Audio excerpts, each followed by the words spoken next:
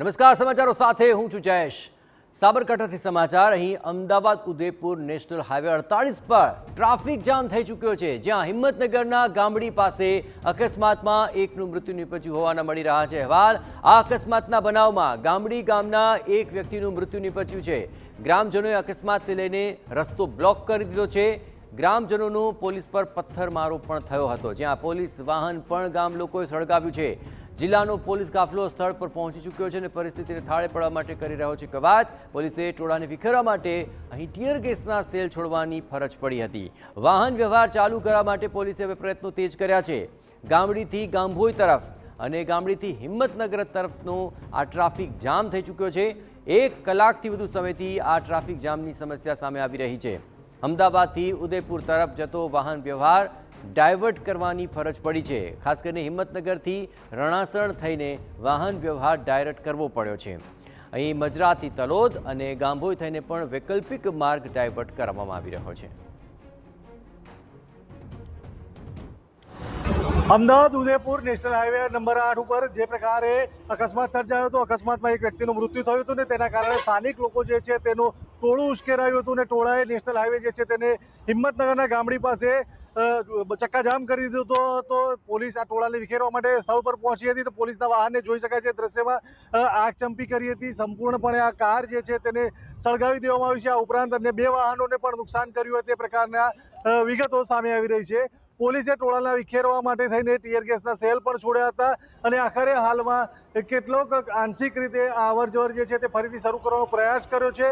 આ ઉપરાંત વૈકલ્પિક જે માર્ગો છે તેને પણ જાહેર કરવામાં આવ્યો છે અને રૂટ જે છે તેને ડાયવર્ટ કરવામાં આવ્યો છે, એટલે કે નેશનલ હાઈવેનો વાહન વ્યવહાર જે છે તેને ડાયવર્ટ કરવાનો પ્રયાસ જે છે તે કરવામાં આવ્યો છે। જોઈ શકાય છે આ દ્રશ્યો જે છે તે લગભગ 5 થી 7 કિલોમીટર જેટલું લાંબુ એક સાઈડમાં એટલે કે ગામડીથી હિંમતનગર તરફ લાઈન લાગી હતી, લાંબી કતારો લાગી હતી। આ જ પ્રકારે ગામડીથી શામળાજી તરફ એટલે કે ઉદયપુર તરફ પણ લાંબી કતારો જામી હતી। વહેલી સવારથી જ આ પ્રકારે જ્યારે ઘટના બની ત્યારથી આ પ્રકારે લાંબી કતારો જે છે તે નેશનલ હાઈવે ઉપર જોવા મળી હતી અને જેના કારણે લોકોએ પણ જે અવરજવર કરતા હતા તેમને પરેશાન થવું પડ્યું હતું। અવનીશ ગોસ્વામી, TV9 હિંમતનગર। તો રસ્તો બ્લોક થઈ ચૂક્યો છે। લોકોએ અહીં રસ્તા પર ચક્કાજામ સર્જી દીધો, જેને કારણે છેલ્લા 1 કલાકથી અહીં વાહન વ્યવહાર ઠપ થઈ ચૂક્યો છે। પોલીસ વાહન પર પણ આખરે લોકોએ હુમલો કર્યો અને વાહન સળગાવી દીધું। પોલીસ પર પથ્થરમારો થયો। પરિસ્થિતિ થાળે પાડવા માટે પોલીસ હવે કવાયત તેજ કરી રહી છે। મેસેજ મળ્યા ત્યારે પોલીસની લગભગ 3 ગાડીઓ અડધો કલાકમાં જગ્યા પર આવી ગઈ હતી। ટ્રાફિક જામ ટ્રાફિક ખોલવાનો પ્રયત્ન કરતા એ લોકોએ પોલીસની ગાડી પર પણ પથ્થરમારો કર્યો હતો। પોલીસની ગાડીના કાચ તોડી નાખ્યા હતા અને એક ગાડીને સળગાઈ પણ નાખી છે। બાદમાં વધારાનો ફોર્સ મંગાવી અને હાલ તો રોડ ચાલુ કરી દીધો છે। અકસ્માતનો ગુનો દાખલ કરી અને એ પણ કાર્યવાહી ચાલુ છે। બાકી ટોળા વિરુદ્ધ પણ કાર્યવાહી કરીશું। સ્થાનિક સાથે વાતચીત કરતા એવું કહે છે કે અમારે અહીંયા બ્રિજ મંજૂર થયેલો છે પણ કામ ચાલુ થતું નથી।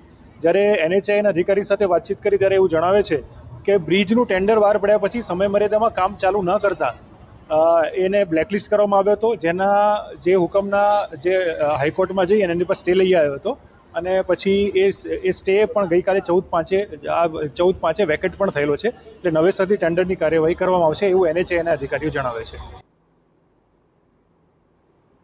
હિંમતનગરના ગામડી પાસે અકસ્માત બાદ આ સમગ્ર પરિસ્થિતિ સામે આવી છે। આ ઘટનામાં એકનું મૃત્યુ નિપજતા જ ગામ લોકોનો રોષ ફાટી નીકળ્યો હતો અને આ બનાવ બાદ અહીં ચક્કાજામ રોડ પર સર્જાઈ ગયો, જેને કારણે વાહન વ્યવહારને સૌથી વધુ અસર પહોંચી હતી। છેલ્લા 1 કલાકથી તો અહીં ચક્કાજામ સર્જાતા વાહન વ્યવહાર ઠપ થઈ ચૂક્યો હતો। જોકે પોલીસે હાલ સ્થિતિને પૂર્વવત કરી દીધી છે। વાહન વ્યવહાર ફરી શરૂ થઈ ચૂક્યો છે અને આ સમગ્ર ઘટનાને લઈને અકસ્માતે મૃત્યુનો ગુનો નોંધી વધુ તપાસ હાથ ધરવામાં આવી છે। જોકે ગ્રામજનોનો રોષ પોલીસ પર પણ ઉતર્યો। પોલીસની ગાડીઓ જ્યારે ત્યાં પહોંચી ત્યારે શરૂઆતમાં તેઓ પોલીસને પણ તાબે થયા નહીં। પોલીસ પર પણ પથ્થરમારો કરી દેવામાં આવ્યો, ત્યારે વધારે ફોર્સ બોલાવવાની ફરજ પડી અને ત્યારબાદ આ પરિસ્થિતિને કાબૂમાં કરવા માટેના પ્રયત્નો તેજ કરવામાં આવ્યા અને આખરે હવે વાહન વ્યવહાર તો પૂર્વવત થઈ ચૂક્યો છે, પરંતુ પોલીસ પર પથ્થરમારો અને ત્યારબાદ પોલીસના વાહનોમાં તોડફોડ અને આ દ્રશ્યોમાં આપ જોઈ રહ્યા છો, પોલીસના વાહનને આગ ચાંપી દેવામાં આવી અને ત્યારબાદ આ સમગ્ર પરિસ્થિતિને લઈને વધુ પોલીસ કાફલો તૈનાત કરવામાં આવ્યો અને હવે આ રસ્તો પૂર્વવત થઈ ચૂક્યો છે। વાહન વ્યવહાર ફરીથી શરૂ થઈ ચૂક્યો છે, પરંતુ અહીં અકસ્માતના મામલામાં એક વ્યક્તિનું મૃત્યુ નિપજતા ગ્રામજનો રોષે ભરાયા હતા।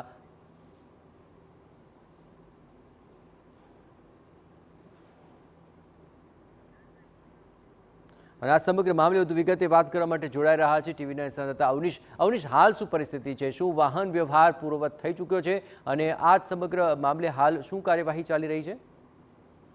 જયેશ, વાત કરવામાં આવે તો સ્થાનિક એસપી સહિતના તમામ જે પોલીસનો કાફલો જે છે તે સ્થળ પર પહોંચ્યો છે અને વાહન વ્યવહાર જે છે તે પૂર્વવત કરવા માટેની કાર્યવાહી શરૂ કરી દેવામાં આવી છે. વાહન વ્યવહાર જે છે તેને પહેલા એક સાઈડનો શરૂ કરવામાં આવ્યો, ત્યારબાદ બીજો માર્ગ છે, બીજી લાઈન છે તેને પણ શરૂ કરવાની કાર્યવાહી કરવામાં આવી હતી.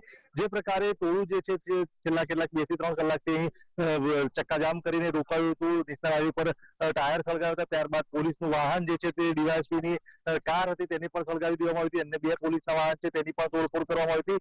એટલે ટોળું જે એકાએક બેકાબુ થઈ ગયું હતું, તેને લઈને ટીયર ગેસના સેલ છોડવામાં આવ્યા હતા. ટીયર ગેસના સેલ છોડ્યા બાદ આ જે વાહન જે છે તેને ફરીથી પૂર્વવત કરવા માટેની કાર્યવાહી શરૂ કરવામાં આવી હતી અને આખરે લોકોની જે માંગણી હતી તેને સમજાવવામાં આવી રહ્યા છે કે જે તેમની માંગણી છે ઓવરબ્રિજ બનાવવાની, તે ઓવરબ્રિજ બનાવવાની માંગણી નેશનલ હાઈવે ઓથોરિટી સાથે પોલીસની પણ વાતચીત થઈ રહી છે, સ્થાનિક તંત્રની પણ વાતચીત થઈ રહી છે અને જે ટેકનિકલ સમસ્યાઓ છે તેને દૂર કરવા માટેનો પ્રયાસ કરવામાં આવશે. આ પ્રકારની જે સમજાવટ છે તે સમજાવટથી સંપૂર્ણ મામલો થાળે પાડવા માટેનો પ્રયાસ કરવામાં આવી રહ્યો છે. જય અવનીશ, તમામ ગતિવિધિઓ પર આપ નજર રાખતા રહેજો. તો આ સમગ્ર મામલે પોલીસે ભારે જહેમત ઉઠાવીને આ સમગ્ર વાહન વ્યવહાર પણ પૂર્વવત કરી દીધો. હાલ પરિસ્થિતિ થાળે આવી ચૂકી છે, પરંતુ અકસ્માતે મૃત્યુનો ગુનો નોંધી આ સમગ્ર મામલે હવે તપાસ પણ હાથ ધરાય છે.